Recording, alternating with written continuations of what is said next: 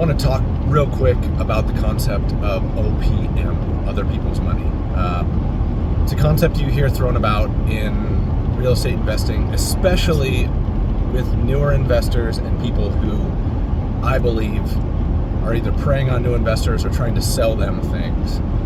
This concept of OPM, or other people's money, and doing deals using other people's money. For one, when people use that, it's usually a way to make obtaining that money and using that money sound intimidating. Like you have to know people who have millions of dollars that are willing to let a stranger with no experience borrow it to go buy their own assets.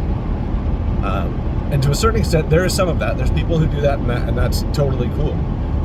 But the secret is that going to the bank and getting a mortgage is buying real estate with other people's money, and that is the cheapest version of other people's money that you will find anywhere. If you go to a private lender or an individual who is not someone that you personally know who's willing to do you a favor, you will be paying a minimum of 10% interest. Sometimes those interest rates can get significantly higher than that, and paying 2 points to close the loan, which means 2% of the loan is due up front. So if you're borrowing $300,000, you have to give them $6,000 just for the right to transfer that money on top of the interest.